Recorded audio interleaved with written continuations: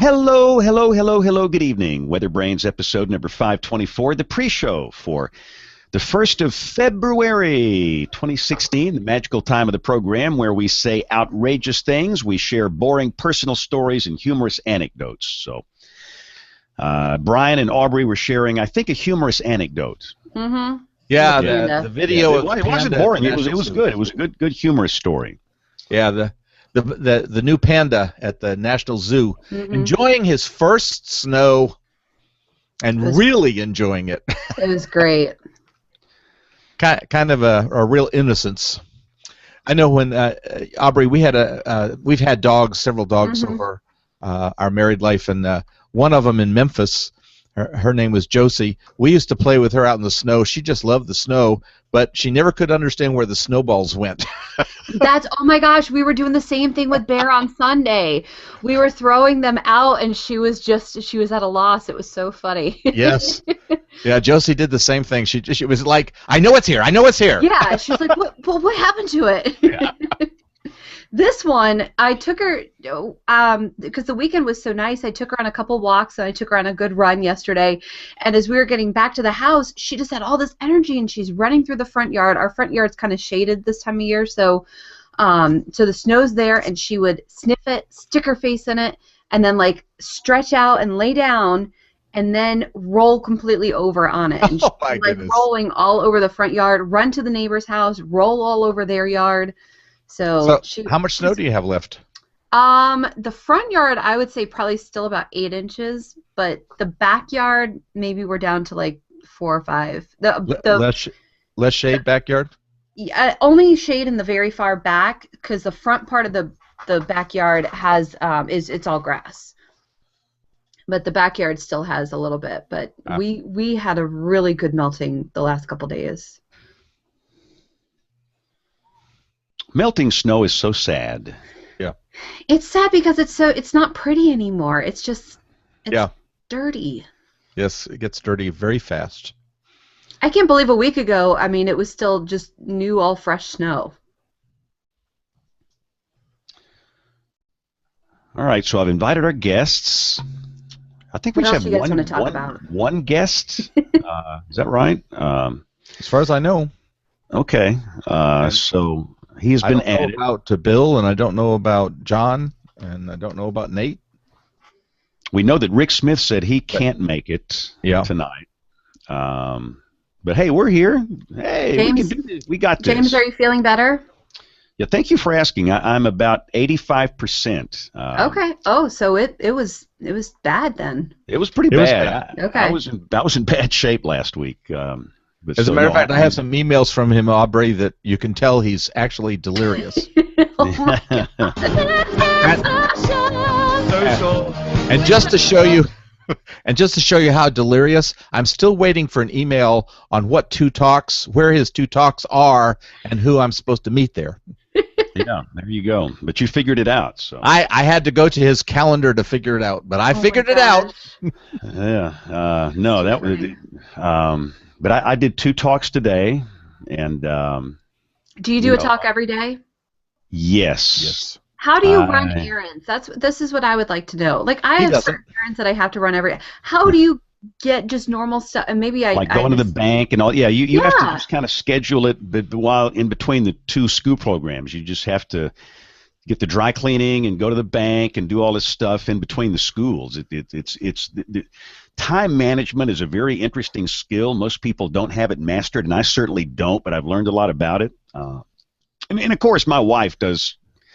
Goodness, I'd be lost without her because she does a lot of stuff. But the little things I can do, but you have to just kind of know where you're going and know the time of day and do the best. And Aubrey, if you want to know what he was called, just go back and look at Karen Span's Facebook page and see some of the things she said about him when he was sick. Exactly.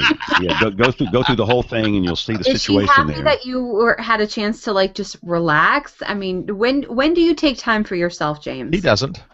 No, I play tennis Sunday nights. That's my exercise. In fact, I actually went out there last night. I couldn't play competitive tennis because I'm still kind of weak, but I do that on Sunday nights, and we try and go out Saturday nights and have some fun, go to movies and stuff every once in a while. I mean, if the weather's not bad, I don't do anything on the weekend. And now, having said that, now that our sons have graduated, we're empty nesters. I've committed to some weekend conferences. But normally on Saturdays, we can go out and have a little bit of fun. And we're building a house. This is the last house. After this one, we're done. And my wife loves that. You know, she loves decorating and all that stuff. So she's kind of the foreman of that project. So she's real busy with that. But oh yeah, that's what I'm doing. We're about to start a remodel here in about a month. We have a very old house. It was built in '47, and so. Gosh, that's older than me. So, you know, in the old homes, everything's kind of closed off in each other's room, and we have a foyer that's like a 10 by 11 foot room that's open, but it's just kind of wasted space. So we reworked our floor plan and got with a contractor to work with our budget, and so we're going to start a remodel here in about a month. You ought to do one of these shows on HGTV. You know, follow you around with a camera. I did not have HGTV until my brother moved in with us, and we upgraded our cable package. And is it not just fantastic? my wife watches that and DIY. That's what she watches, and she's just all into that. And some of it is pretty interesting. Some of it's pretty good. Very interesting. I like the remodel jobs, like the one you're talking about. It's from an engineering standpoint, some of that stuff is pretty challenging. I mean, it sounds so nice and fun, but when you get down to it, it's hard. I mean, yeah, we're going to have to remove a big chimney that's in our kitchen, this big pillar, and in the meantime, we found out we have to replace our oil furnace and our AC unit. So, see, we could do remodeling brains on Tuesday. With all this is the boring stuff that people don't want to hear about. So, John, how much snow you have left? Oh, about 6 to 8 inches. Wow. But I still don't have my mailbox back on the post. It's still sitting in the snowbank. So I got to reattach that. I tried on Sunday. It's going to be more of a job than I thought it was going to be. And but John, now we're in a flood watch. Whatever you do, don't eat the yellow snow. Yeah. In the words of Frank Zappa. No, you're right. This warmth and the flooding, that could be kind of messy, huh? Oh, I'm concerned about it because all the storm drains are covered by snow around here. We have a fair amount of liquid still, probably 2 to 3 inches liquid equivalent in the snow. You add to that maybe up to an inch of rainfall. Wow. Yeah, there's going to be some localized flooding. Yeah, I think ours is going to be a little bit more localized, but it's definitely, you know, for those areas that do live near like the streams and rivers and stuff. Yeah, the Susquehanna is completely covered over. So where's that water going to go? Not through the ice. Yeah. So we've invited our guest. Nate popped up, and then he just disappeared. I mean, his camera's there. Let's review the items we're looking at in Nate's room there. I see a dictionary. I see on the wall. I see the AMS CBM. See a diploma or two. I see There's an easel. There's an easel back there. I see the NWA seal of approval back there, and the AMS seal of. Now, I've got those same three: the AMS seal, the NWA seal, and the AMS CBM. So I recognize those. I would love to know what books are back there. It looks like a Texas license plate. I was just about to say that. Yeah. You know, I used to work in Abilene,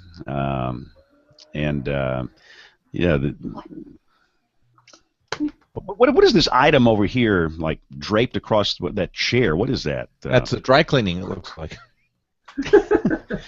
See, only on this show do you get an analysis of camera shots and somebody's. It looks like there's a little kid chair down beside the bookcase. Yeah, I see that. Yeah. It's like we're peeping Toms or something. Yeah. No, I think we need to get out more. This is a little sad. Yeah, I'm about to say we really don't have a life. Life. All right, so let's see here. There's my POW, Brian. Okay, thank you, sir. Yeah, Nate says he'll be right back, and I'll invite our guest one more time, but this is one of those cases where I can't do much more. The right handle is coming up when I invite him, so I'm pretty sure that's correct. John, you were the only one who responded to my taking the pick. I didn't want to lose that one. Oh, I have shared that. That is fantastic. How did you find out? That's awesome. It was a fluke. I actually ran across it off of Greg Carbon one of his tweets, and I knew I didn't want to lose that. You guys don't know this, but when we do picks of the week, I often have one that you guys pick already, and I usually just let you have it. What a nice guy. Well, I mean, it's true, but I decided that this one was too good to give up. I seem to recall giving you a few of mine, Brian. Well, yes, you did. But this one was still too good to give up. I have shared that, and the response has been amazing. Yes, and I noticed that. Let me welcome our television viewers. Welcome to those watching on the TV side. This is WeatherBrains, the weekly show about weather. We are about to start the program momentarily. You have joined us for the pre-show, a magical part of the show. So, and we don't know about Bill then, huh? Or Kevin? No. Now, Kevin said he was going to come in late. He got offended last week because I forgot to introduce him. That's right. In the show open, so he got all just offended, and now he's going to come in late. So he's off steaming in a little closet somewhere. And Bill Murray, I have no idea where he is. I don't know where Bill is either. He always says he's entertaining guests. Wasn't he supposed to be on tonight? I don't know. Well, we haven't heard anything. He filled in for me this weekend on the blog, so. And we know Nate's here, and I think Nate was going to be leading the discussion with our guest, who is not here. And didn't Nate invite our guest, I think? I think so. But anyway, the guest has been invited twice. So let me roll this. We're going to get this thing started here because, as you might imagine, I am the lead in the late news again. Gee, I wonder why. Yeah, what's going on? There's actually a reason this time. Yeah. As opposed to drizzle or subsidence or something like that. All right, so here we go. We are rolling, and let's start this thing in 5, 4, 3, 2, 1. This is WeatherBrains episode number 524. WeatherBrains is the weekly show that is all about weather, the world's greatest weather podcast because we are the only weather podcast, I think. Hey, thanks for joining us. This is the show for Monday, February 1st, 2016. We can almost see the beginning of meteorological spring here. It's like a month down the road, but I have a funny feeling we have a long, long way to go this winter.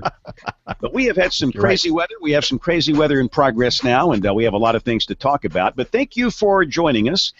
We have, ladies and gentlemen, the world's internationally beloved meteorologist, Brian Peters, former warning coordination meteorologist, draws those big government checks every month. Brian, what do you do with all that money?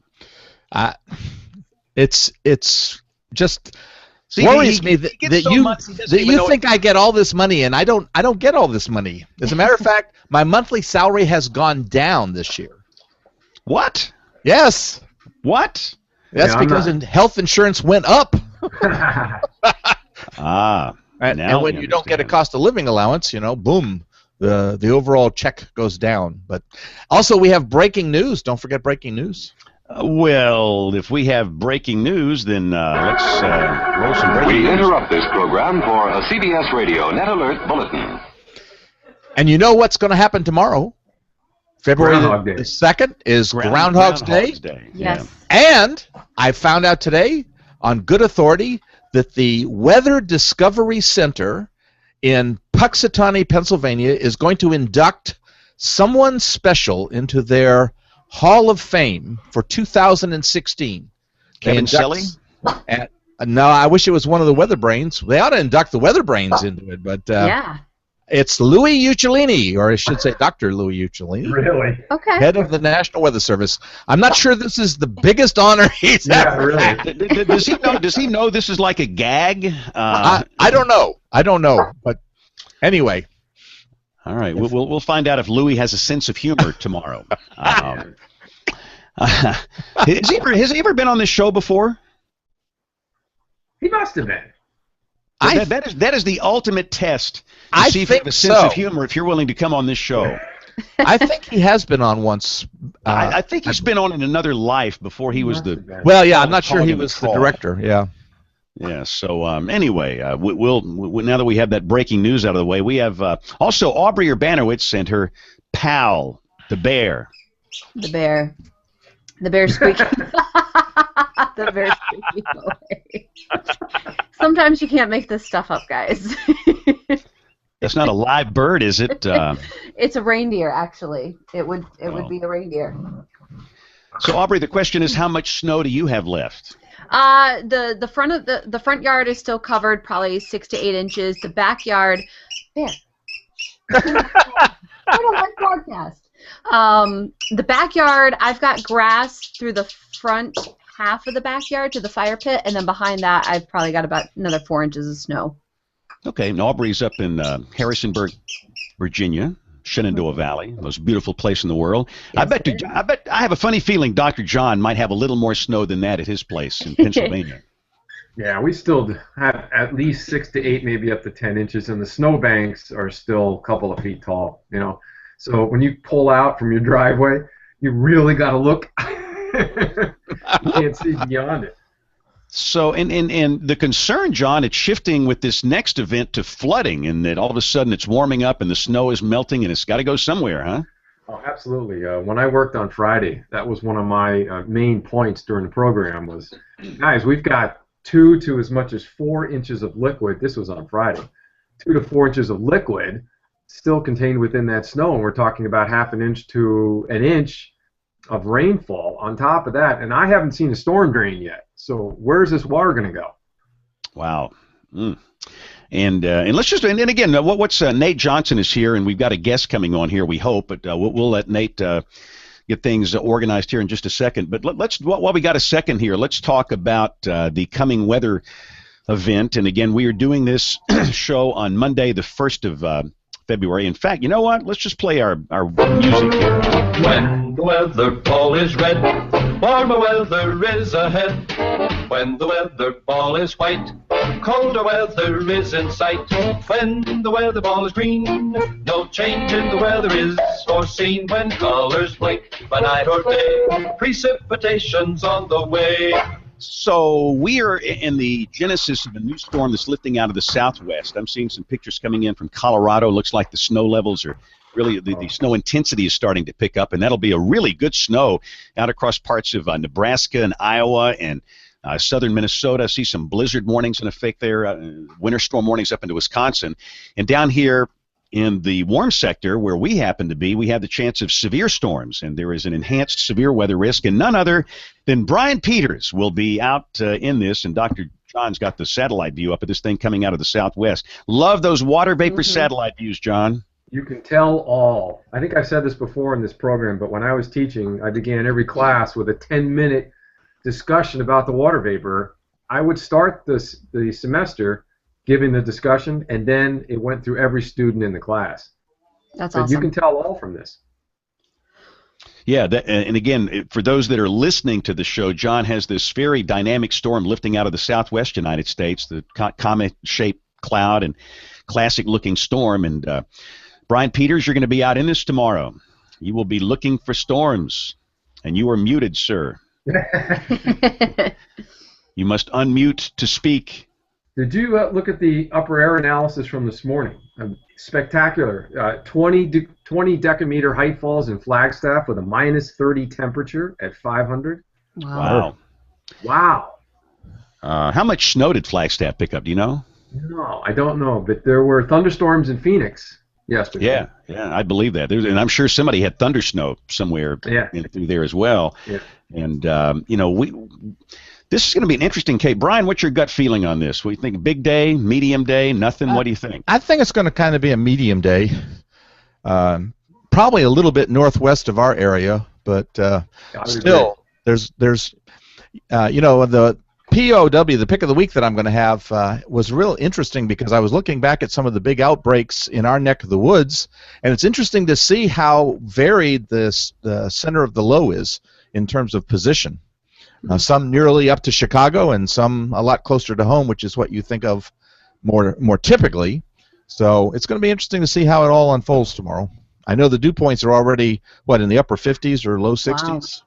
Yeah, we'll have mid-60 dew points easily for this. Wow. And the surface low, after years and years of doing this, the surface low is kind of headed up toward Chicago, and it seems like traditionally when it's that far north, we don't have that many tornadoes in my state, but then again, it's just a simpleton observation by looking at that.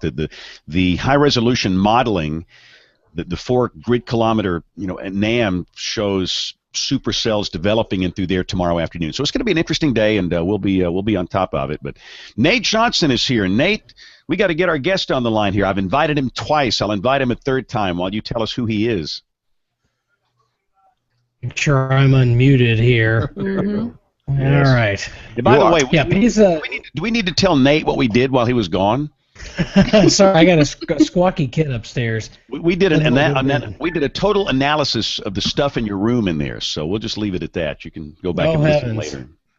Yeah, and it's not even the fun stuff, because there's stuff that's supposed to be over here that I've taken down because this is my youngin's playroom. So, but anyway, he says he's waiting. He's looking for the invite. So.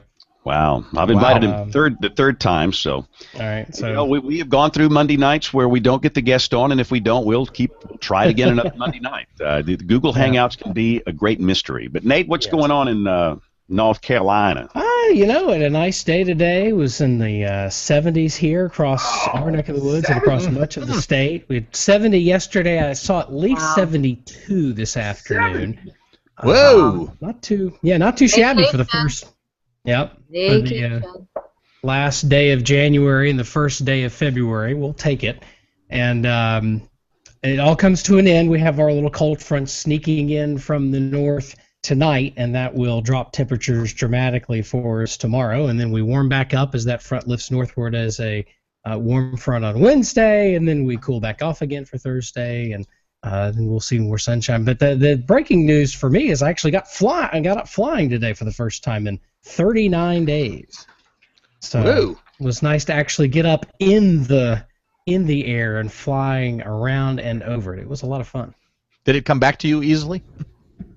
It was rusty. It's interesting because you have to fly at least, in order to be current, in order to carry passengers, you have to fly at least 3 takeoffs and landings and whatever flying you have to do in the middle of that every 90 days.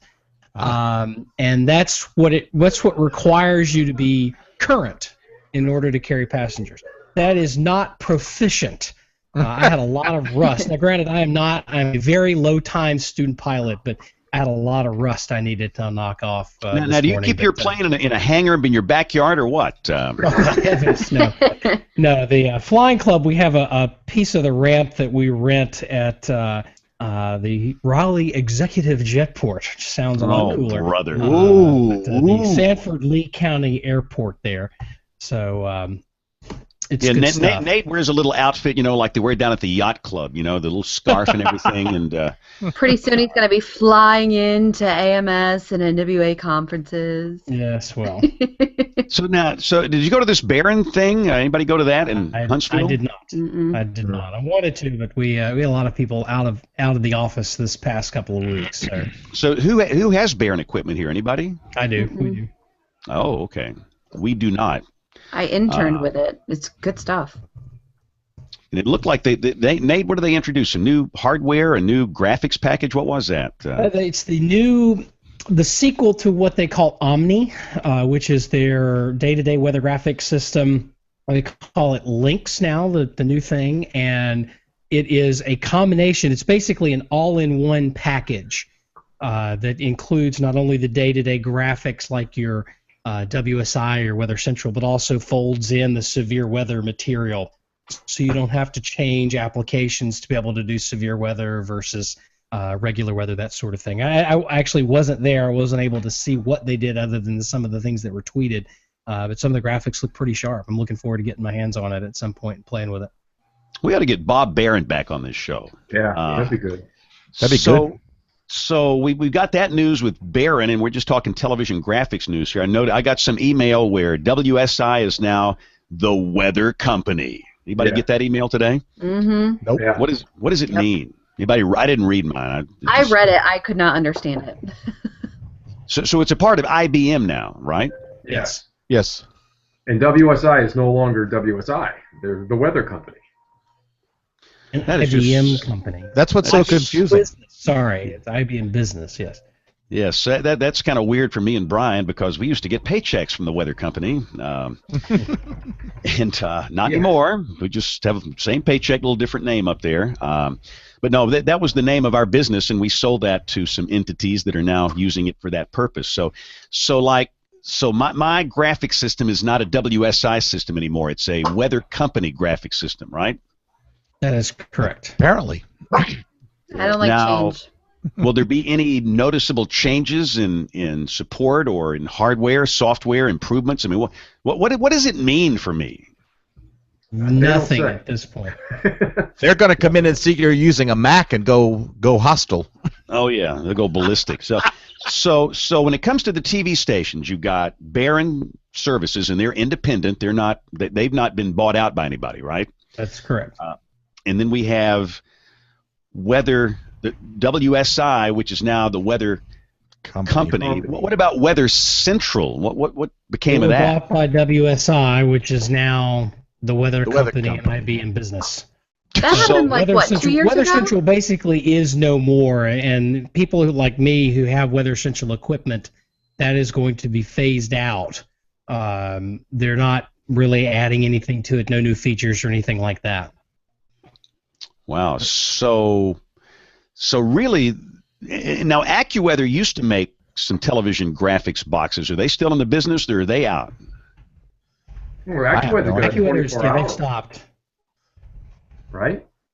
They're 7-day, 24-hour business now.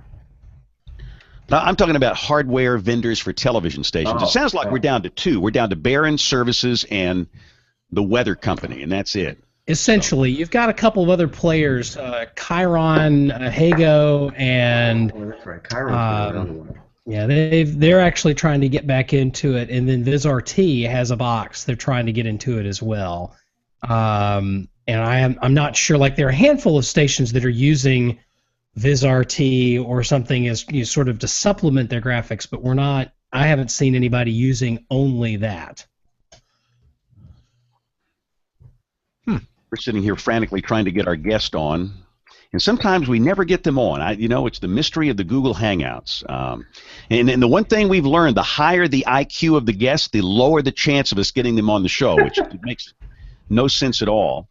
John, what are you screen sharing there? Is that your email? This is great. We're looking at John's email over here. Oh, that's nice. No, that's not what I meant to do. Talk about analysis. Yeah, we could do some real analysis on that. I saw one from nightcallnurses.com, John. You might want to look that up there. I'm so glad you saw that.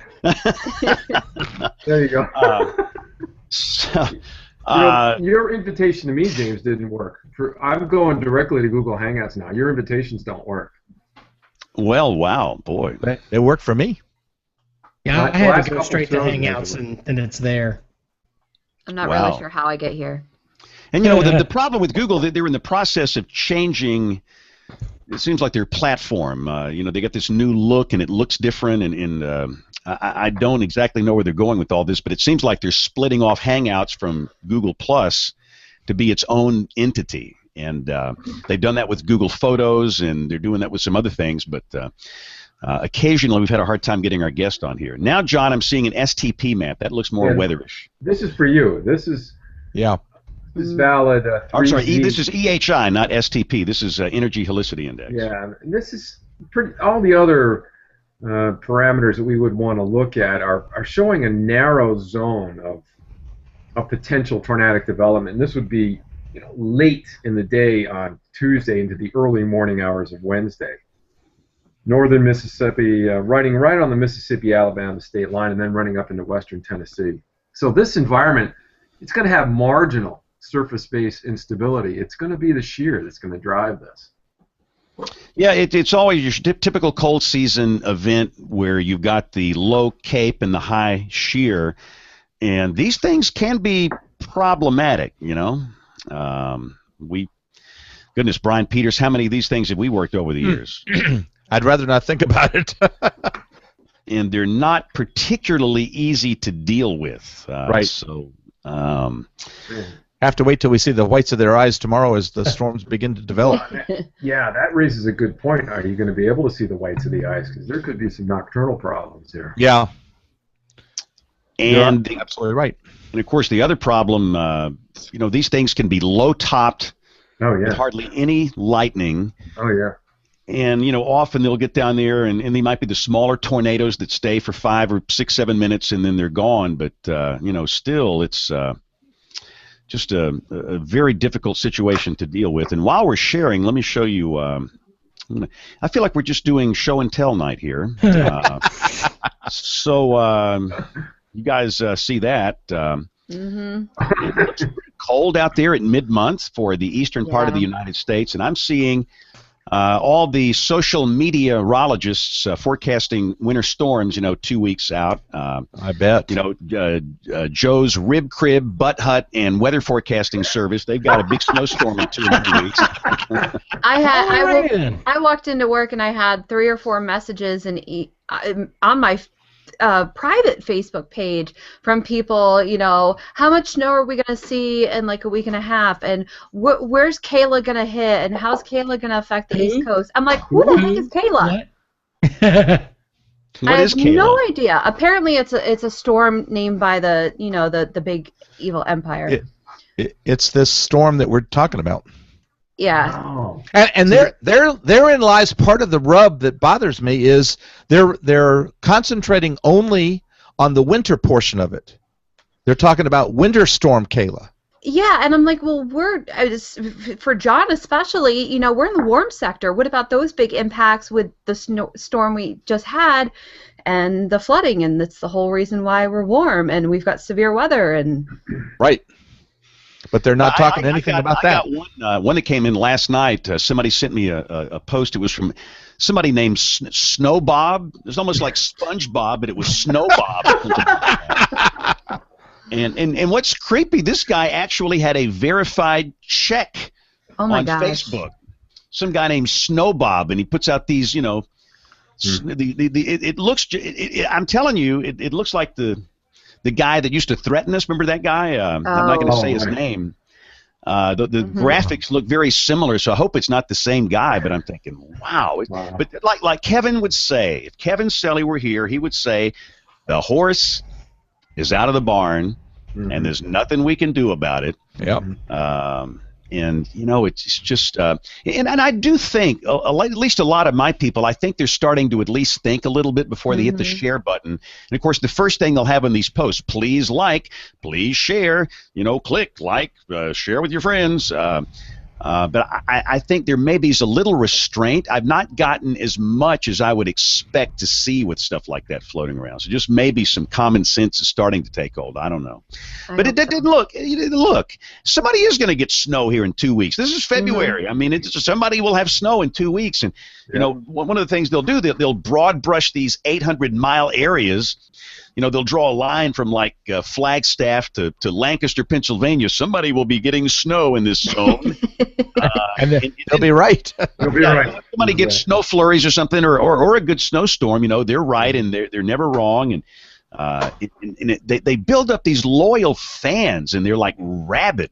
They came and attacked me. I got on some guy for a clickbait headline, and before you know it, they were like me. They were like all over me like flies on poop. That's Lancaster County. But that is just the most bizarre thing, and it's something we've never really had to deal with before. It's these, Facebook armchair forecast people. So I just heard a click. I did too. Yeah, I don't know if our guy's ever gonna. He's invited me to 6 hangouts, and he's joined 3 of the 6 he's invited me to. So I have a funny feeling. Where's he located, Nate? What part of the world is he in? Up in the Northeast. Wow. I wish I could help him, but I just don't know what to do. I mean, he's in the right spot. I think this is one of these cases where Google Hangout is eating the invites, or somehow they're not being transmitted over to you. And I even see his right name that pops up when I invite him, so I know that it's the right email address and the right name. So I don't know, but let's get this stuff out of the way in case we can get him on the line. Let me get all the hard stuff out of here. Let's take a break. We're going to come back with Weather Brains 101, the astronomy report from Tony Rice. We've got email. We've got picks of the week. We've got much more to go as Weather Brains rolls along. Weather Brains 101 with Professor Peters. Over the last decade, NASA launched a series of satellites that offer an unparalleled view of Earth from space.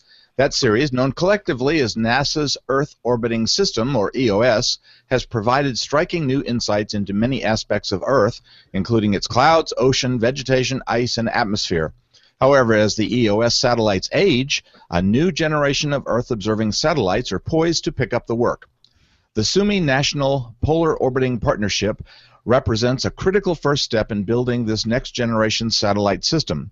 Suomi NPP orbits the Earth at an altitude of about 512 miles, about 14 times each day, and observes nearly the entire surface of the Earth. The NPP satellite continues key data records that are critical for climate change science. The Suomi National Polar Orbiting Partnership spacecraft lifted off at 5:48 a.m. Eastern Daylight Time on October the 28th, 2011, aboard a United Launch Alliance Delta II rocket from Vandenberg Air Force Base, California. Suomi NPP carries a diverse payload of scientific instruments to monitor the planet. The 4,600-pound spacecraft, which is about the size of a minivan, crosses the equator each afternoon at about 1:30 p.m. local time. The Suomi NPP space segment is comprised of 6 elements: the spacecraft and the 5 instrument sensor payloads, as well as the associated ground support equipment and simulators. The spacecraft is a member of the Ball Configurable Platform family of spacecraft designed for cost-effective remote sensing application. Its proven design accommodates a wide range of payloads, including optical applications with sub-meter resolutions and synthetic aperture radar. The NPP spacecraft bus is the 8th of 11 spacecraft built by Ball Aerospace on the same BCP-2000 core architecture. In all, this architecture has more than 50 years of successful on-orbit operations. The BCP-2000 was designed to accommodate a wide variety of Earth-observing payloads that require precision pointing control, flexible high data throughput and downlinks, and controlled re-entry. The spacecraft has a 7-year design life with a 5-year mission life.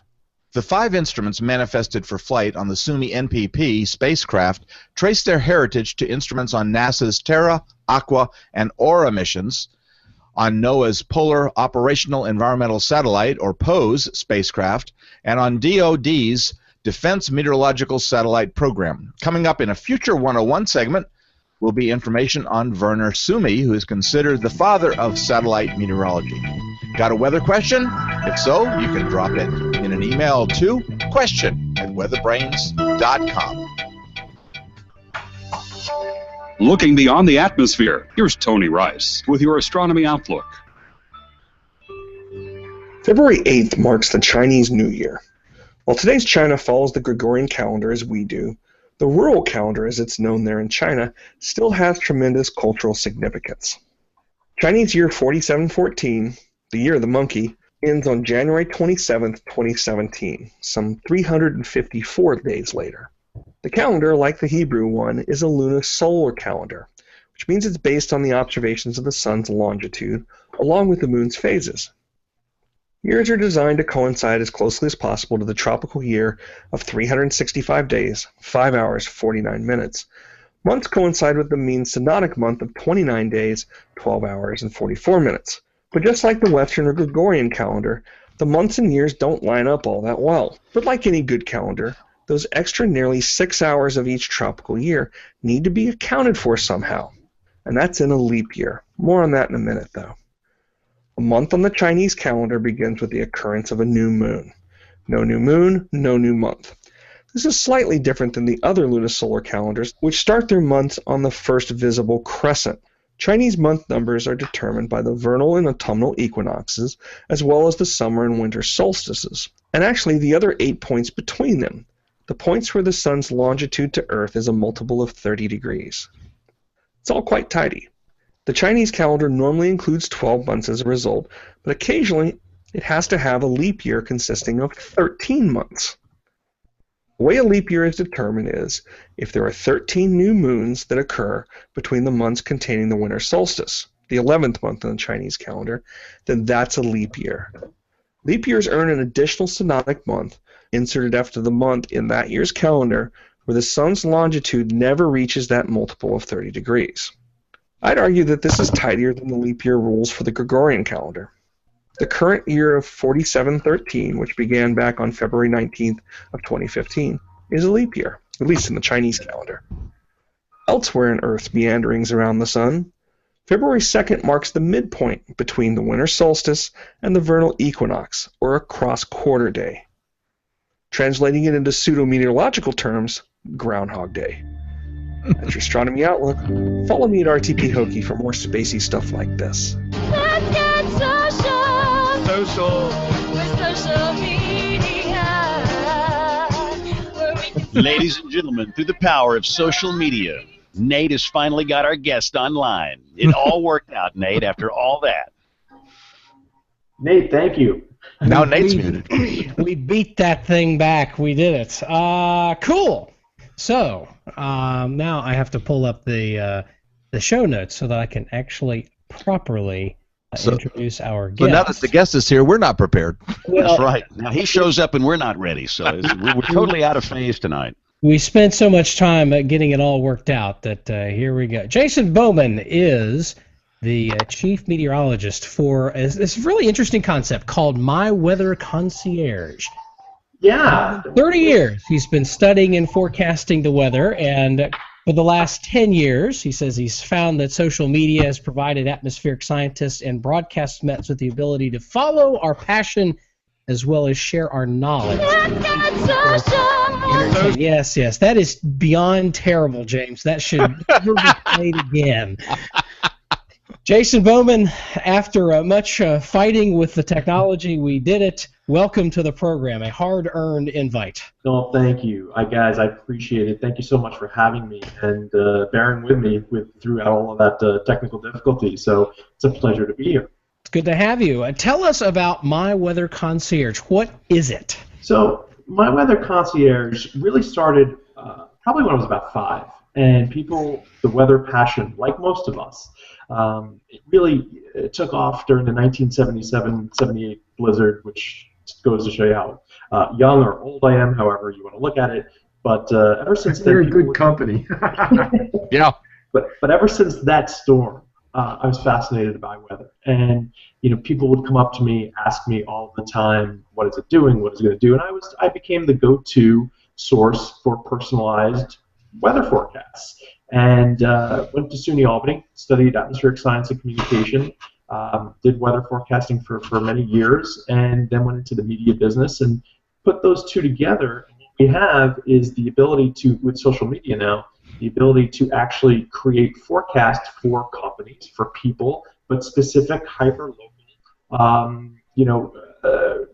direct and personal for their own events and needs. That's kind of the crux behind My Weather Concierge. So what makes this different from, say, an AccuWeather or a WDT? Because they have custom forecast business. They issue, specific, not necessarily tornado warnings in the traditional weather service sense, but they do warn companies and everything else in the path of tornadoes. They also do specific event forecasts for concerts and things like that. What makes My Weather Concierge different from something like that? That's a great question, and thank you for asking that question. I think the difference is the personalized touch, where you can't reach out to a forecaster at the Weather Channel or AccuWeather. But here, you have forecasters that are regionally located, have the ability to actually speak with individual consumers or those that are in need of a forecast. For example, had a parent that had their children at a sleepaway camp in Pennsylvania during the summer, and there were severe storms with tornado winds. So all of a sudden, I got a text or an alert at My Weather Concierge, and this mother was extremely nervous. And what I did is I went on the radar, I looked at the radar, I went into the actual area and took her through it, and said, you know what, the worst of the storm is going to be north of that area. But what I would do is call the camp and make sure that there's preparations. They normally do have preparations for this, but there was that ease of mind, peace of mind, along with the actual real person the expert giving them the information that they were looking for. So that's a little bit different than the algorithms and the mechanical technology that some of these other companies use. So how different is this, so we're sort of taking it in another direction, how different is this from the because you've talked about doing a lot of this on social media, but your what we call social meteorologists, the folks that may or may not. I mean, I hate to rag on folks because I think if I were growing up now, knowing what kind of a geeky kid I was, 20 years ago, with computers and BBSs and everything else, and dialing in for Difex charts and stuff like that. I know what I would have done, and I'd be doing the exact same thing that I think a lot of folks in the weather business are being critical of. Yeah. We just, a lot of cases we just don't know any better or whatnot. But what's the difference between that? Because a lot of times those folks, the thing that I think, and talking with folks that patronize pages like that, one of the things they talk about is that they feel like they have a better connection with these folks because there's more interaction than with the broadcast meteorologists. Yeah. But with all of the the good and the bad, what's the difference between your service and something like that? Well, I think it's controlled, and it comes through me, and it's my baby, and I have I look out and I basically filter who is going to be providing that information, and there are amazing assets, and I'm not against a social meteorologist and amateur. Some of them know a lot of information, but when it comes down to it, you need a professional there, and you need someone that has an understanding of what the weather is. So I kind of play that educator or that checks and balances for my own platform. So we have the best of the best, and from professional on-air meteorologists to those that are students and studying in school to some who are actually amateur forecasts but have had dialogue with me and understand the atmospheric science of it better than most than what we're seeing on TV these days. If you look at what's going on, especially for your local broadcasters and the meteorologists, it's an average age of about 25 to 27-year-old female, and they're driving ratings. Not to say that they're not qualified, they are, but it's just there's not that connection, and I think that's where the consumer is feeling lost or left out. So if somebody, let's say you said you're a concerned parent, or I've got an event, how do I access the service? What's the setup? What's your business model? Absolutely. So it's pretty simple. We wanted to keep it very simple. It's you go to myweatherconcierge.com, and it's a mobile application that you can download. It is free to download, and it's geolocation based, meaning that wherever you are, you will have a forecaster for your area. We're currently expanding. We're in probably 20 of the top 30 DMAs across the country. And then if you want to follow a specific person, you have a choice. There's usually between 2 and 4 forecasters in a certain area. There's probably 5 or 6 in the bigger DMAs. And if you wanted to follow that individual forecaster or myself, it's 99 cents per month. So it's $11.88 a year for that peace of mind, and constant updates and alerts. So it's a mobile platform. And does that include that customized service? And what for the meteorologists that are providing the service, what do they get out of it? And what's the expectation? Is it a 24/7 commitment? Is it I set time ahead of time? How does that work? Good question again. So it is, if it's an extreme event, yeah, it's 24/7, and that's expected of the forecasters. For the blizzard, I was up for a few days straight when we got hit here on the East Coast. The actual customized concierge forecast is only for subscribers, so you have to be a 99 cent per month subscriber, and then an additional $3.99 per custom forecast. But you have the ability to actually communicate inside the app, similar to what we do on Facebook when you have comments and questions. You can there's a limited amount of characters and text that you can go back and forth, but I'm always willing to answer. If you are, again, that mother, or you're having a business trip and you're coming home from a flight into the city, New York City, where the blizzard might be hitting, and you want actual detailed specifics, that's going to cost a little bit more. That $3.99. Mm-hmm. And is that a per event, or per, like, I want 5 updates? I've got an event this weekend and I want an update once a day. Is that $4 a pop, or is it $4 covers me for the event and I get 1 update a day or whatnot? $4 covers you for that event, and you can usually go back and forth several times. And if not, and if we go to the end of the conversation, I'll continue to make sure that we're providing that consumer with what they're looking for. Now, to your point, for the other forecasters, the benefit for them to be a part of this is that they, one, can earn revenue where they can on Facebook or Twitter, and Facebook is really limiting the amount of posts or views that people are seeing due to their algorithms, because they're pushing their own agenda and content, which is great. They have every right to do. But this is an agnostic platform, the mobile platform, and you can grow your audience base that way. In addition, it gives them some exposure. For example, some of these meteorologists who might have kind of either retired or have moved on or have been replaced have a new outlet to come in and forecast to their consumer base or their followers. And you say you're vetting the candidates or the meteorologists that participate. You said you've got some degreed, some not. How does that break down? I would say 80 to 90% are degreed. There's a handful, I would say between 5 or so, that are pretty talented amateurs, and several students that are currently in college going for their meteorology degrees. Are you keeping track of verification or stats? Is there any, obviously, follower counts seem to pass for quality metrics on social media. The more followers you have, the better of whatever it is that you are, for better or for worse. It'd be neat to have almost like the weather forecasting contest, where you have some sort of a score that says that my forecasts are, right or wrong this percentage of time. Is that something that you do, or something that you're looking forward to, so that folks can have a real sense of actual quality, or do fans, followers of a forecast, rate their forecasters like Uber drivers? How does that, if I'm a consumer, how do I know that the person I'm following is good? You got it. So yes, we have an internal rating system that we're eventually going to take to be external for all of our consumers. But right now, after you get a custom forecast, it's a star rating, just like Uber.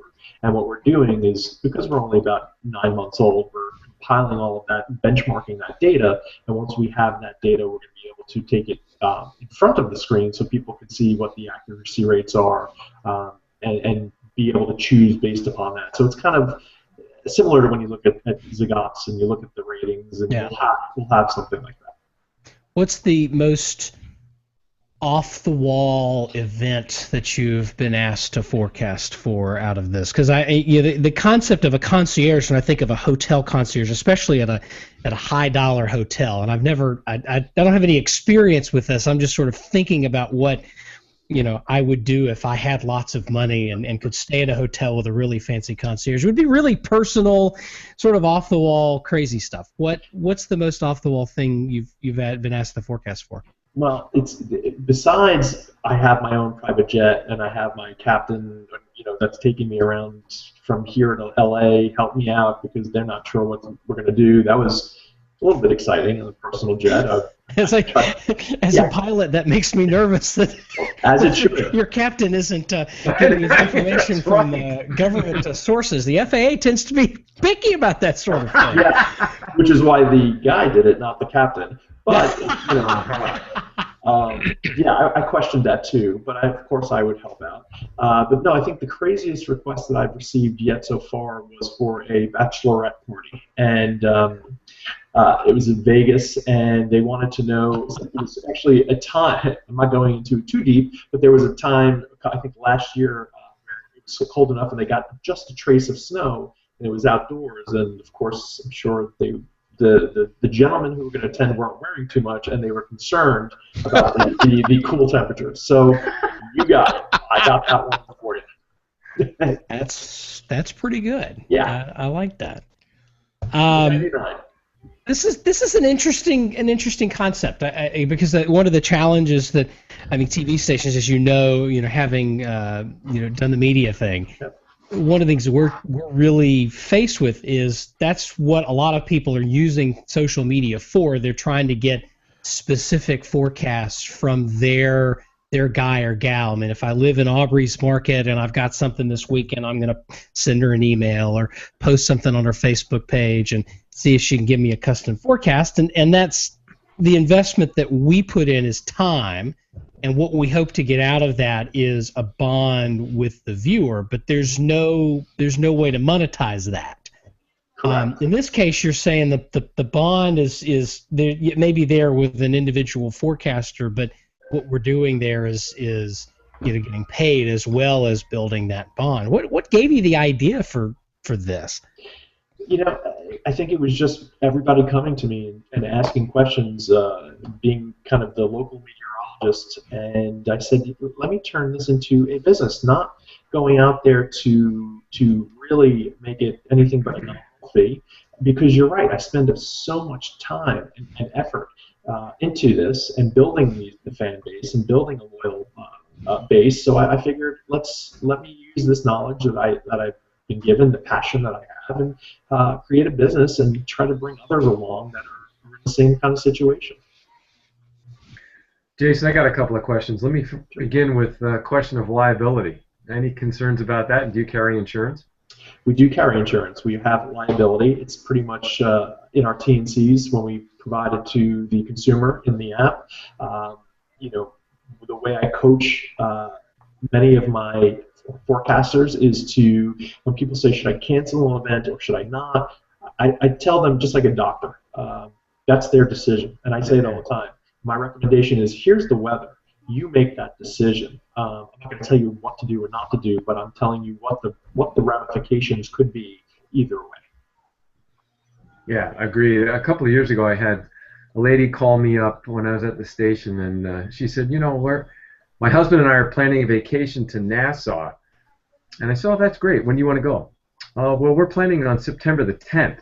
We're going to be there the week of September the 10th. And I said, are you aware of the tropical frequency in that part of the world and at that time of the year? Well, that's why I'm calling you. Do you think we should get the additional insurance to go with our flight travel? Do you ever get questions like that one? I do, and I say, if you have, based upon the history, you're right. There's a good potential that the tropics, especially if you're looking at next year, even though the last couple of years have been quiet, next year with the La Nina potential, it's going to get more active. So you factor that in. You start to give them the information and try to let them get to their own assumption. But I would say I think it's probably an intelligent thing to do. But that's, again, I always make sure that is ultimately your call to make. I think a lot of people want that friendship. They want someone to help them make the decision. You got it. That's what's lacking, and that's the disconnect that from the Weather Channel, which doesn't show too much weather anymore. I think some of their shows are great. And I worked at MTV for many years, and everybody would say, well, where's the music? And we'd say, well, there's no ratings. That's why we have shows like the Jersey Shore. So I get the kind of situation that they're in, but because of that, this allowed us to come in and fill the void and create that personalized connection. That's what it is. It's a personalized connection, and it allows them to say, hey, I need some help. I don't know what to do. What should I kind of do? And that's the beauty of the product. All right, so I asked the nosy questions here. You worked at MTV. Were you like a VJ? No, I wish I was more corporate sales. So that's when I was the suit and tie every day, which also helped me develop this concept. They had suit and ties at MTV? Oh, they did. Come on. They did. You know a guy named Adam Curry? I knew Adam, sure. VJ, absolutely. Okay, you ever listen to a show, No Agenda? I haven't listened to that show. No. You need to listen to No Agenda. I'll just leave it at that. So I will do that. So let's talk about the business model of this thing. How much cash are you guys making here? Again, 9 months old, and we are actually very limited overhead because it is a mobile play, and we are at our break-even base. We put a good amount of money into creating the mobile application, but right now, based upon the subscriber base that we have, we're coming in breaking even, and we hope to grow that. We see tremendous exponential growth every time there's a major weather event across the country. So let's say you get some bonehead guy like me, and I say, hey man, I want to know if it's going to snow at my house in 2 weeks. Do you take on those kind of cases like, Snow Bob and all these other things? I mean, do you have a limit on what you tell people your skill set is? Yeah, I mean, everybody's skill set. We're all in this business, and if anything outside 5 days, you're really pushing the limit. So what we do is, what I do, and what I've taught all my forecasters is, you can give them that we're looking at the models, there is, potential setup based upon this, that, or the other thing, but for right now, what I can tell you is I will know more over the next several days.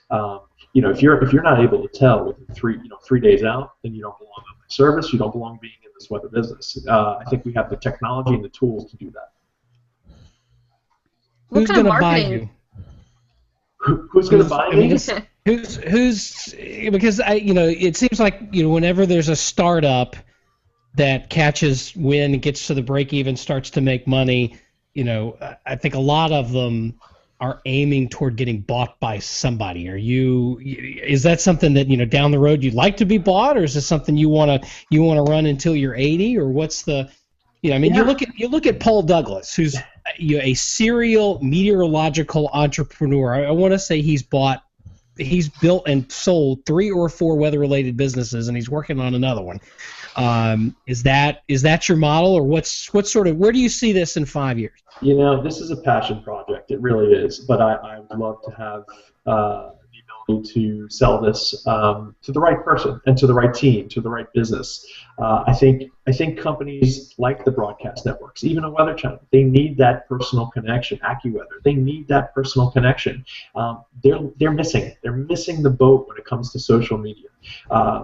For example, their social media, or what I see from social media, is during a blizzard where 24 people die on the East Coast, they're taking selfies. I don't think that's the appropriate way for a social media application. I think there needs to be a better dialogue. And I think you take it away from the ratings game, and you have to look at what the personal attributes are for that. So the long answer to your question is yeah, I'd love to eventually have this sold. If you're willing to buy it, I can definitely have a conversation with you. But but I think, but for now, I love what I'm doing, and I'm trying to make sure that I keep this going down the right path. So how do you handle the trolls and the haters? So, you know the people I'm talking about. They pay you $5 for a forecast, and they're just all over you. They're mad. They think you're wrong.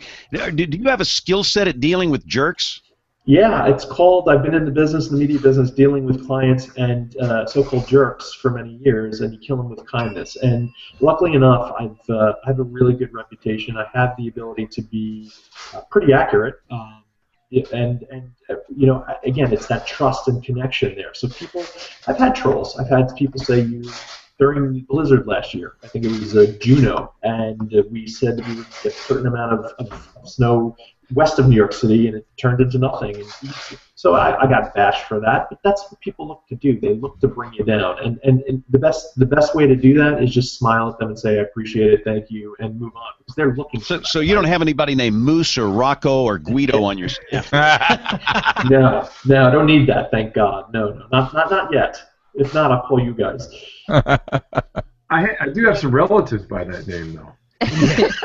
Like I said, I'm calling you guys. Some jabronis, don't we, James? We do. We got all the jabronis here, yeah. I'm sure you do. They're everywhere. But so how are you guys marketing? How are you guys getting the word out there? It's a great question also. We are working with a PR friend of ours because, again, being in the media business for many years, we're trying to go out to different publications. I love chatting like this to many different people to have them understand exactly what we're doing.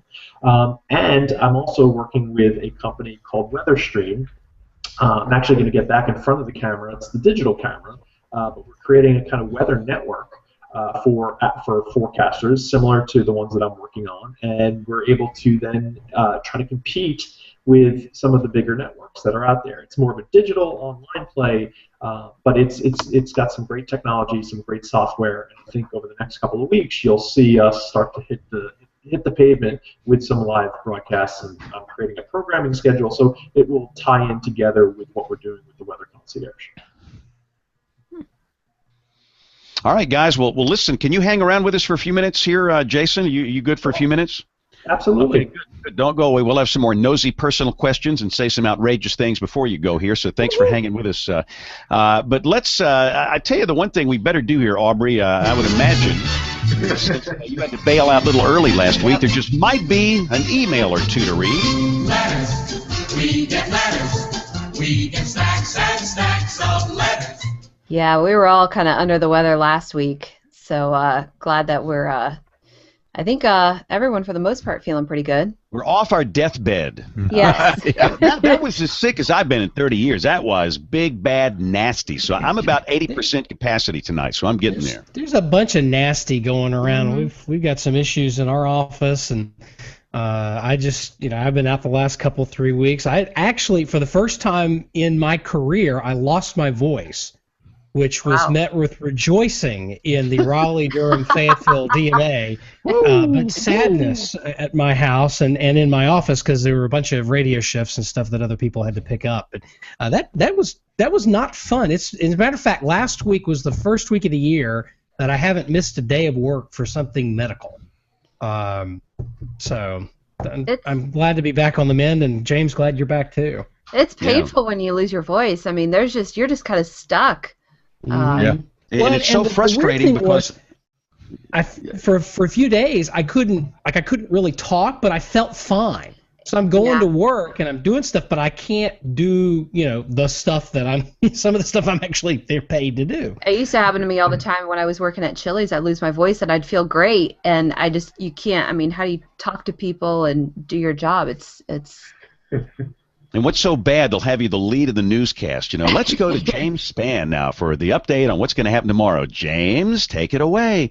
And As you open your passed mouth out on the desk. You open your mouth, and it's just like, hey, it's horrifying. And there's things you want to say and you want to communicate, and you just can't do it. And for the first time, I think in my life, I came into work one day. This was the day the show was scheduled, a week ago today. Mm-hmm. And in the middle of the shift, my fever spiked, and I was getting like woozy and not. I was a little dizzy, and I'm done. I mean, I can't. We've got WeatherBrains. I've got these 2 school things tomorrow. I just can't do it. I cannot do it. And I don't think that's ever happened before. So we've all been in this sick bay here, and it's just been nasty. That was weird. It was about 2 weeks ago when I sort of hit the height of it, and we had an event at the museum. We have a real great relationship with the North Carolina Museum of Natural Sciences, and Greg Fischel was actually hosting an event, and I was filling in that evening at 10 and 11. Fish has already worked a 12-hour day. I do the 10, and by the end of the second weathercast, it's an hour-long newscast, by the end of the second weathercast, I felt it was terrible. I had to call Fish and say, can you come and do the 11 in hour 13 of your day, because I can't talk. Felt fine, couldn't talk. Well, maybe we've got it all out of the way for the year. So, Aubrey, what you got? What you got for us? So this first email is from Jeffrey Poldeski, and wanted to wish us a happy 10-year anniversary. WeatherBrains episode number 1 was recorded on January 31st, 2006. So he wants to thank us and wondering if anyone knew what was up with Dr. Tim Coleman. Well, how did we forget this is the 10th anniversary? I mean, this is like a momentous occasion here, and we just forgot. So thank you for remembering. Wow, 2006. And I'm trying. So let's see, Brian, were you on that show, number 1? I'm not sure. I don't even know if I was on it because I dreamed it up. It was my idea. I registered the domain name. But I thought, in my capacity working the night shift on the television side, I would not really have the time to handle this. So David Black was the first host of this program. And we've had David on here a bunch. And I guess I want to say I was on that show. But, Brian, I don't know. I need to pull that thing up sometime and listen to it. But I'm really not sure. I'm pretty sure you were, though. Wow, 10 years I don't ago. think I was. I think I joined a little bit later. Yeah, I mean, we have phased in a lot of people over the years, but the idea that we would still be sitting here doing this show, I'd say you're crazy as a lunatic, because that was just some wild hair to, podcasting was kind of new, and I thought we'd try something, but here we are. It shows that we have no life. Dr. Coleman is living in Birmingham, and Brian helped me out here. He, was on the staff at UAH. He's been involved in some research projects, and I think he does some forensic meteorology, but he's still around, isn't he? Yeah, as far as I know. Yep. Okay, so we'll posts see if we can occasionally for another competitor in the market. Yeah, that's right. He works for the ABC, not the ABC. We're the ABC channel. We're the ABC. Like, I don't watch television. The Fox channel. He does some work for them, so we don't see him as much as we used to. But I think he's doing fine. We'll see if we can get Tim back on here sometime. So thanks for asking. All right, and in 2006, I was actually just starting my redoing my school to become a meteorologist. So okay, I thought for a minute Aubrey was going to say I was graduating from high school. Oh gosh, no, I'm older than that. Come on. And so Jeffrey was also very disappointed in putting Kevin in the doghouse for lack of rants last week. I know we all discussed being under the weather, but apparently Kevin is still expected to be the accelerant. So something was wrong. I gave him the floor. Here, go for it. I tried to bait him with all these little topics, and he just sat there like a little dog, just kind of sitting there. And he was very docile last week. I think he was drunk. I think he got in the liquor cabinet in the general manager's office over there at that TV station, was just kind of liquored up and just didn't have anything to say. So, for most people, the effect is the other side of that coin. That's true. Normally, when you get a few cocktails in you, you just light into people. But Kevin just goes the other way. So we'll see if we can. And Kevin, he's been sick too. We've all, I think, had something going on here, so maybe he's just tired, and I don't know. But maybe he needs to rest for his energy and get it right back up there. Yeah, and he's mad at me for last week. I didn't introduce him properly at the beginning of the show, so he. You better be lucky, or he'll accelerate your house and bring it to the ground. That's all right. It's a rental right now, so. Yeah. So hopefully Kevin's working up a good rant. He's always working up a good rant, and that's why we love him. Exactly. And hearing from the viewers, they love it too. So this second email comes in from John Huntington, our guest, who pieced together a great time lapse of the New York City snowstorm. So send a link to that. We got a listener survey response from Joseph Meyer from St. Peters, Missouri. Found the show through James's Twitter account, and Joseph suggests to bring on Dave Murray, M-I-R-R-A-Y. Murray? Wasn't Dave Murray a St. Louis weather guy? I don't know. I'll do some investigative work. I will investigate it. And then Daniel Moore sent us an email, has a guest suggestion, would like to see Randy Olis from Wish in Indiana. Also have a fun suggestion. How about making a CD full of the funniest moments from WeatherBrains? Oh yeah. If we only had time. I think I ought to get the producer to come up with some of the funniest gags and stunts and actually, things. What we ought to do is just put out a CD of all of the funny bits that Kevin and his kid have done. Oh my gosh! Because those are all those are gold. Yeah. In fact, let's take a break. Let's take a pause for one of the magical moments, because we've been dealing with this. We've all been dealing with this in recent weeks. Here's an important announcement for you and your family. We interrupt this program for a CBS Radio Net Alert Bulletin. Psst. Hey, kid. Who, me? Take a look at this. Whoa. This professional-looking graphic says there'll be a largest of all-time, record-setting, polar vortex-induced superstorm developing in the upper Midwest, converging with a never-before-seen southern stream mega shortwave over the southeast, merging with an out-of-season Category 7 tropical system off the northeast coast, encountering an omega block-induced 1,250 millibar cold air high-pressure bubble over the northeast, affecting billions of people in March 2017. You know, don't you? Chicago, 3 degrees above absolute zero. 20,000-foot top thunderstorms from New Orleans to Atlanta. And the antenna on the top of the new Freedom Tower in New York will be the only thing sticking out of the snow.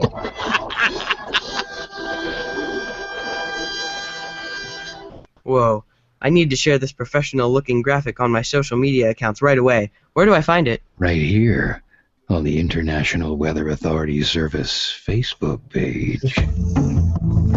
Remember, friends don't let friends share ridiculously long-range forecasts on social media.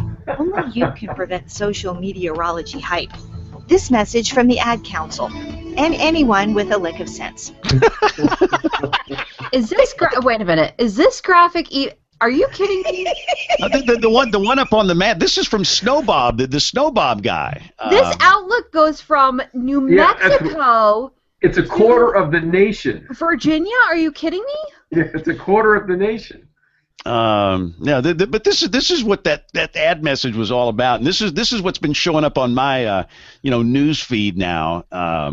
And of course, if you read what he says over, this is an outlook. This might not take place. Are you flipping kidding me? So anyway, but no, we ought to get the producers sometime to come up with. On rare occasion, we actually have had some pretty funny moments on this show. Put some of the funny stuff back to back in the recorded segments, and I don't know.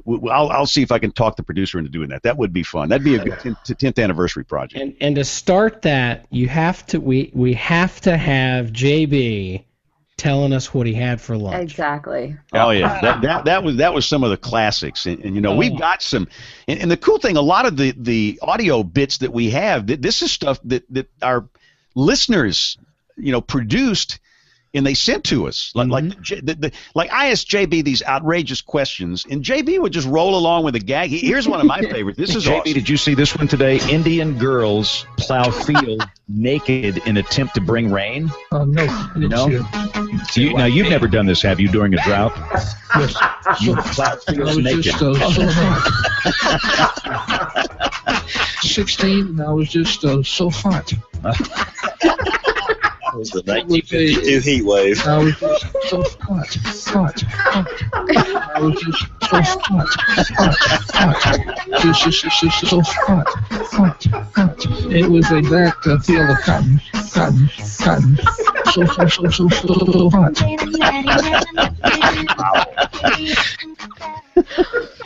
I'm sorry. I've ruined Aubrey's segment here. You ruined it. Are you kidding? This is sorry, brilliant. This is not ruining anything. I love it. Oh my. And this would be a great thing to do. And I bet we could make these CDs, produce them, sell them for $10-15 a pop for a fundraiser for something. That's brilliant. No, I would buy one. I would pay somebody to put all this stuff together and just have it in one little place where I could have it on my phone or just kind of pull it up wherever I wanted to. But some of that stuff is great. There was a show that we did a year or so ago where everything went wrong in the beginning.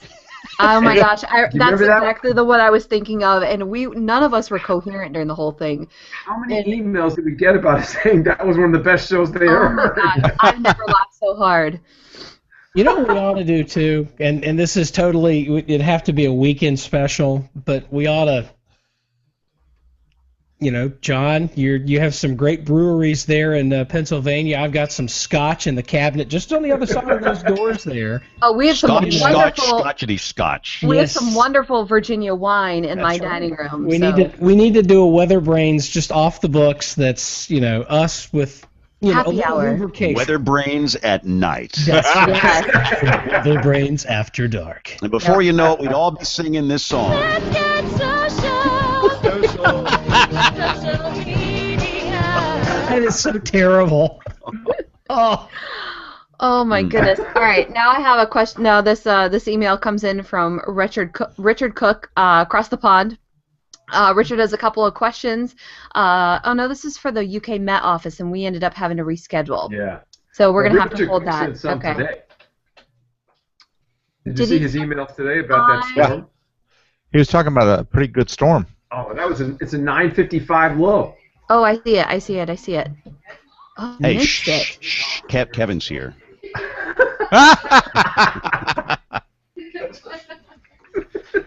You better introduce him, James. He looks mad.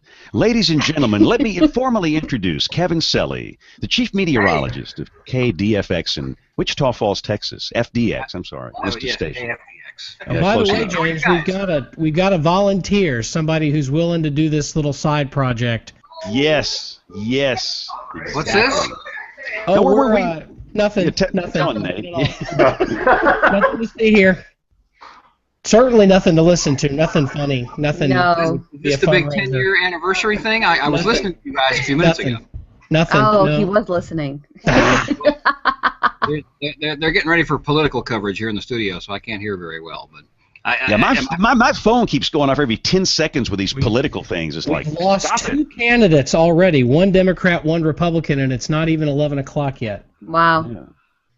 Iowa, ladies and gentlemen. So Kevin, you want to rant about anything tonight? Where's the? Did y'all do email yet? We're doing it right now. This is the middle of the email segment. Oh, did you get to the one where the guy just was all over me for being such a panty waste? I think. Yeah. Show title, ladies and gentlemen. We need more ranting. It's been thoroughly requested. More rants. You've read that one? Yes, we just went through it. He was pretty stern with me, I thought. Yeah. Yeah. You're gonna have to step it up. I know. I need to find some things to get wound up about. He wants more underwear flapping. There's no doubt about that. Yeah, stick some sandpaper down in your underwear and come back next week and get a good rant going. That sounds really unpleasant. All right, so we'll finish up the email and continue. So if you have an email and maybe a guest suggestion or any rant suggestions, we'd be happy to take those. That's at kevinselly@weatherbrains.com. You can email us, email@weatherbrains.com. You can follow us on Facebook and the social media. We'll try to refrain from James playing that clip again. The Facebook and the Twitter. So we appreciate your comments and keep them coming, and we'll see if we can find more rants for Kevin to please the audience. The most stunning thing is that Jason is not hung up on us here. That's just no. stunning. Hey, I'm a New Yorker. I'm enjoying this, and I enjoy rants too. So feel free. All right. Well, if you got one, go for it, because we're going to do picks of the week. This is the part of the show we all go around the table, this finely polished digital mahogany table, and we share something weather related. This can be a website, weather instruments, hardware, anything close. So let's go. I'm going to try and get this in order now because I don't do this very well. I get distracted. Let's start with Aubrey because her name is A. She's the first on my little box down here. So Aubrey, have a pick for us this week? I do, and thank you, James. Because my last name starts with U, usually I'm always the last to go. So I appreciate it. My pick is from the NSEP website about Groundhog Day and groundhog history in honor of the Puxatawney Phil, and also noted our other lesser-known groundhogs. So we want to salute Walter them as Wally, well. by the way, is the best groundhog. I think that definitely wins the best name. Sir Walter Wally. See, I can't even say it. Walter Wally. Sir Walter Wally. Brought to you by Elma Fudd. Ours is Birmingham Bill. At least we can say it. And by the way, Jason, we're going to get to you. We'll kind of give you some time here, but give you a chance to think up some a cool pick of the week here. And you can't pick your own app, by the way. You can't pick your own app. That's illegal. We'll give you a chance to pimp your own app later, so don't waste your pick on it. Exactly. Well, before my audio goes all wonky, I want to plug our newsletter, Skywritings. Remind people that they can sign up on our webpage, weatherbrains.com. And my pick this week is, I think, a very good one. It's the Storm Prediction Center's, and what do they call it? They call it their U.S. Tornado Outbreak Interface. That's a great pick. Really That's cool. a great pick. It really is. You can find all these dates with more than one violent tornado in one day, more than 4 violent tornadoes in 3 days. Going back to 1875, and look at all kinds of parameters like upper air flow, surface flow. It's fabulous. It's a link I can't quite pronounce or say, so we'll put it up there. And I'll warn you, it's very addictive. Yes. This is a time suck. I mean, yeah, absolutely. John's got it up on his screen I'm there. doing it through in this program, by the way. It's bad. I mean, it's like popping the little bubble wrap stuff. I mean, you just can't stop looking at it. So that is a marvelous, marvelous site there. That's just way too cool. All right, Kevin, what's on your mind? Say it. Go. I got nothing. I'm going to have to take the foghorn, although I'll promote I was part of a show, not in the show, but went to an American institution, the Harlem Globetrotters, in their 90th year. We're in Wichita Falls tonight, and we all got same players? A little wristbands, yeah. All got the little they're 114 years old now. That's right. Yeah, we had a grand old time. So the Harlem Globetrotters is my pick. Wow, so this was like Meadowlark Lemon and all those guys? Yeah, he passed, I think it's been a couple of years ago, several years ago, but I remember seeing Meadowlark and Curly when I was a kid. Yeah, well, me too. They'd always play the Washington Generals. Yes, it's a new. They call them the World All Stars now. I think that's the opposing team. Yeah, but if you want to know what a jabroni is, it's the Washington Generals or the team Kevin just mentioned. That's what a jabroni is. So they're just kind of set up to lose, and that's the deal. That's good, wholesome fun, though. All right, awesome. Dr. John, what's your pick of the week? Well, before we get there, you were mentioning Punxsutawney Phil. Poser. We actually have 6 groundhogs that we keep track of, and at least in my area of Pennsylvania, and one of them is Octorora Opie. Oh my gosh. Oh, brother. Oh my goodness. Well, somebody doesn't have enough to do, I don't think. This is becoming as bad as Weather Channel storm names. Yeah. Right. That's what we ought to do. That's it. This is I've got it. Instead of coming up with these crazy names like YOLO and Nemo, start naming winter storms after groundhogs. All right. You only get ideas like that on this show. I got one too, John. Why don't you start working on a groundhog ensemble? Ooh. Oh, touche. Ooh. Oh, the ensemble. It would be a shadowy situation. There's It's getting rough in here. You may just have to run that one into the ground. Yeah. Oh boy. This show has gone to the hogs.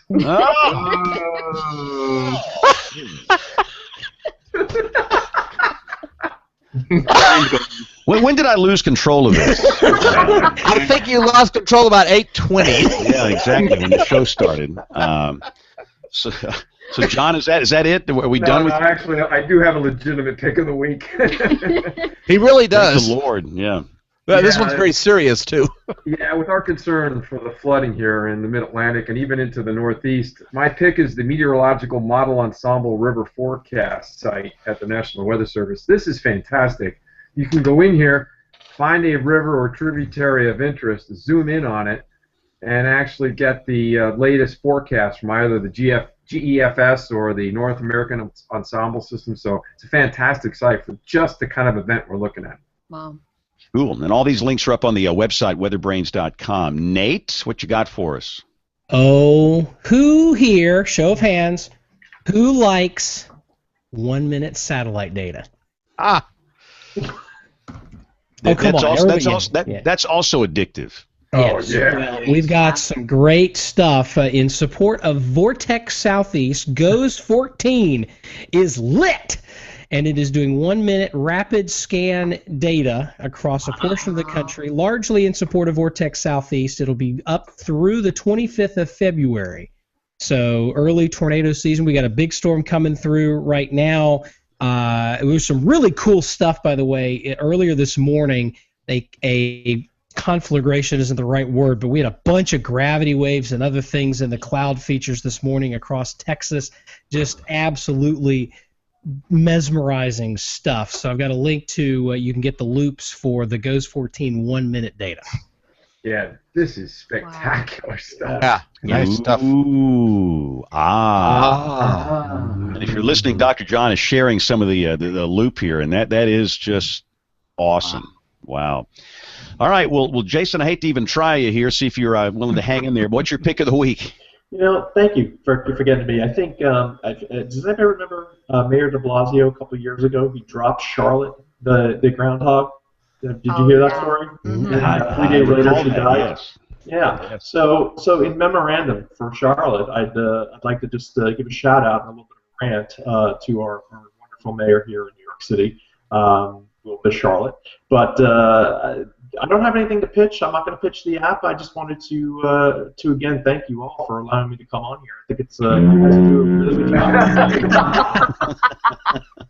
When you don't have a pick, you get a foghorn. That's okay. That's cool. No, thanks for coming, Jason. Now this is your chance to plug away. If they want to get in touch with you, how do they do that? You Sure. Just lay it on us. This is your plug-a-rama. Go. Well, I appreciate it. I don't want to plug too hard. I think it's an amazing platform. MyWeatherConcierge.com.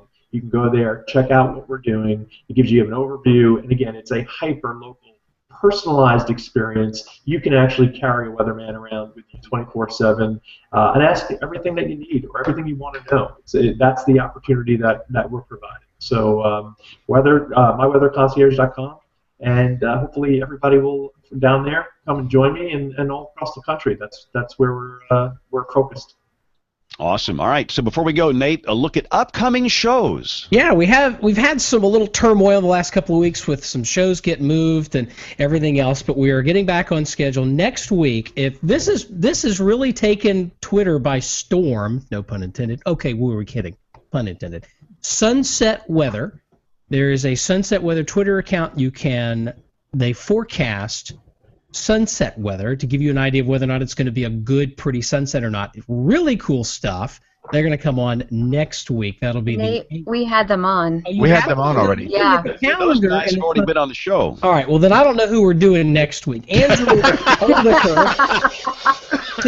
See, that's what happened. 'Cause I'm sick. I wasn't listening. So sorry. Andrew Oldiker next on the 15th. The CCAPS show on the 22nd. Dennis Mercero, formerly of The Vein, now the weather guy for Mental Floss. Excuse me. He'll be on the 29th, Leap Day, which, by the way, that's the day that my station changes from CBS to NBC. Ooh. That does not happen very I don't often. think people did that anymore. That's wow. We basically, I love my owners. I gotta say that. That's I think it's brilliant. CBS has been trying to play hard, and we said, we've got other options, and we're gonna be good at NBC for a while. March 7th, we're gonna be talking about rip currents, and Ryan Vaughn, who is the coolest chief meteorologist you might never have heard of, but you need to. He's in Jonesboro, Arkansas, a much smaller market than you'd think, but he's on demo reels and stuff for Weather Central, for WSI, showing their severe weather stuff. He's got Barron stuff. They run a really interesting little shop there in Jonesboro, Arkansas. I had one of my former interns there working with Ryan, and we're looking forward to having him on the program. It's been 10 years too long before we've gotten him on. So I'm interested in him too, because he has some sort of a title as regional weather director or something. Yes, for Raycom. he's one of a handful of people that do this sort of thing for Raycom. A really interesting thing, and I think that's something we'll get into as we head through. So, if you've got a suggestion, guest suggestion, we had a couple of them in email. Shoot them to us. Email at weatherbrains.com, and if you can include contact information for these folks, certainly let us know. Kevin, here's your last chance. Last chance to rant. I think I'm going to hold it until next week, and then just really go off. How about that? Yeah, the doctors have said if you hold it for too long, it can cause permanent damage. So. Wow. All right. It is before this thing totally goes down the tubes. Listen, we do Weather Brains typically Monday nights at 9:30 Eastern, 8:30 Central. You can watch live. Most people watch at live.bigbrainsmedia.com. But we'd love to hear from you. Our email address, as Nate said, it's email@weatherbrains.com. Aubrey puts together that nice email segment every week. Our social media accounts are up on the site as well. And all the show notes, the links we talk about, Brian works for many, many hours on those show notes. Brian is the greatest show note officer in the country.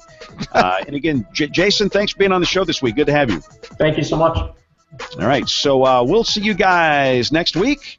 On behalf of the entire Weather Brains crew, I'm James Spann. Thanks for listening. Have a great weekend. God bless. All right, guys, I got to go do TV. Thank you, guys. Jason. Thanks for fighting the technical bugs.